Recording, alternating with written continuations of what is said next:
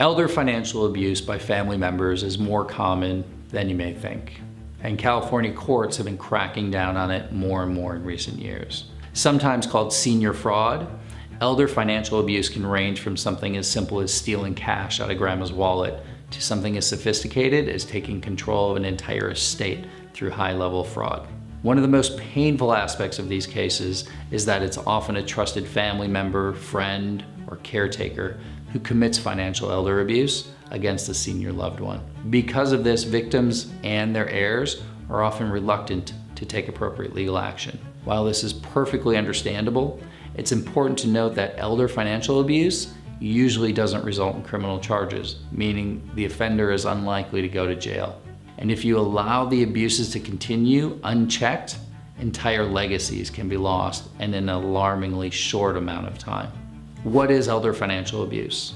Financial abuse of an elder is an all too common offense, which occurs when a person, 1, takes, secretes, appropriates, obtains, or retains real or personal property belonging to an elder for a wrongful use or with an intent to defraud, or both. 2, assists in doing those things. 3, takes, secretes, appropriates, obtains, or retains, or assists in taking, secreting, appropriating, obtaining, or retaining real or personal property belonging to an elder by undue influence. What is an example of elder financial abuse? While unscrupulous large-scale scammers are launching new fraud campaigns against the elderly every day, the vast majority of perpetrators we deal with at RMO are people who are close to the victim. A nephew who keeps convincing his aunt with dementia to make massive loans to him. A sister who cashes mom's Social Security check and spends it all on herself. A stepmother who pressures dad into changing his will after he's been diagnosed with Alzheimer's. A trusted caretaker who's been forging grandma's signature on checks or tipping herself with an ATM card. More sophisticated examples of elder financial abuse often involve personal representatives. Trustees, power of attorneys, conservators, and other types of guardians usually have privileged access to a senior's assets, as well as broad authority over financial decisions. It's unfortunate, but perhaps not surprising, that many of these representatives abuse their powers to profit from the elder's infirmities. Where do I report financial elder abuse? In California, you may report elderly financial abuse to Adult Protective Services or to local law enforcement. Ideally, it's best to first have a consultation with a good elder abuse lawyer. An experienced lawyer can advise you on where and how best to make your approach. It may also be helpful to review the California Department of Business Oversight's guidelines for preventing and reporting elder financial abuse. How to report elder financial abuse.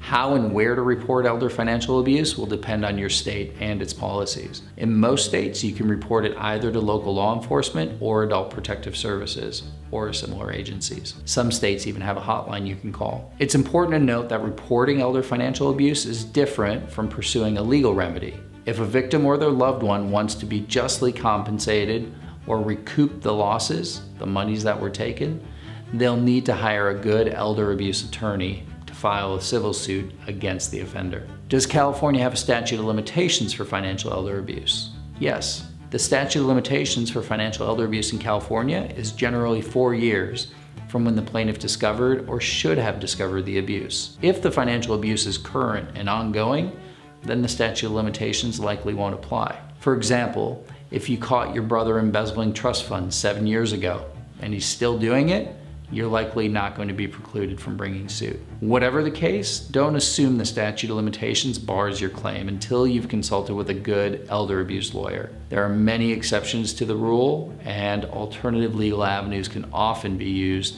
to get your case into court. What do I do if I'm accused of financial elder abuse? If you're accused of financial elder abuse, the first thing you need to do is cease all communication with your accusers, any associates, and of course the alleged victim. Do not say or do anything before speaking with an experienced elder abuse defense attorney, and refrain from making any large, irregular, or otherwise questionable transactions. A good elder abuse defense lawyer will guide you through the process of proving that your actions were lawful, justified, and in the best interest of the elderly person. How do I prove financial elder abuse? To win a financial elder abuse claim in California, you need to prove that it is more likely than not that the abuse occurred, that the victim was 65 or older, and that the perpetrator knew or should have known that their act was likely to cause harm to the elderly person. You should consider pursuing a financial elder abuse claim if you can prove, 1, that someone has taken property from an elderly person without permission. 2, someone has borrowed money or property from an elderly person and failed to return it or pay it back. 3, someone has used fraud, coercion, or undue influence to wrongfully obtain property from an elderly person. 4, someone has knowingly assisted another person in perpetrating financial abuse against an elderly person. Bear in mind that the plaintiff's burden of proof in civil or probate court is far lower than in criminal court. Is there jail time for those who commit financial elder abuse?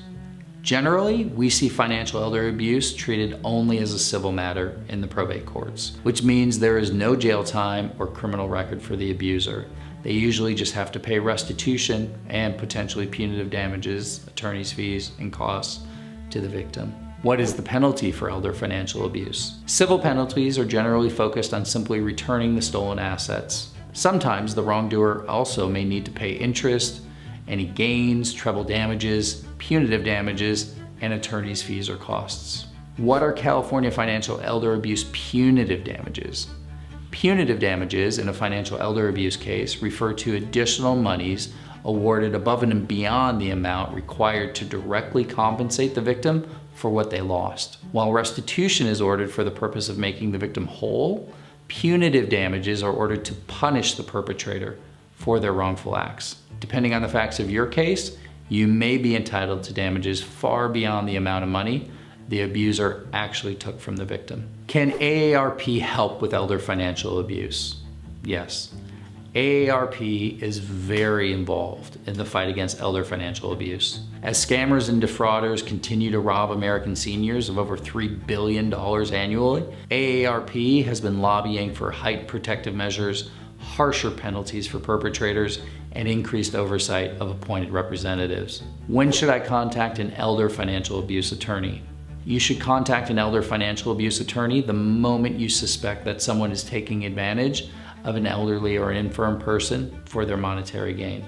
We understand how stressful the prospect of litigation can be when the offender is a family member or friend. But in our experience, a financial abuser will not stop until someone holds them accountable. We strongly urge you not to wait until more damage has been done. If you wait too long to protect your loved one, you may be too late.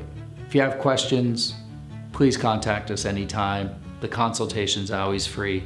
Shoot us an email, give us a call. We're here to help. Thank you for watching.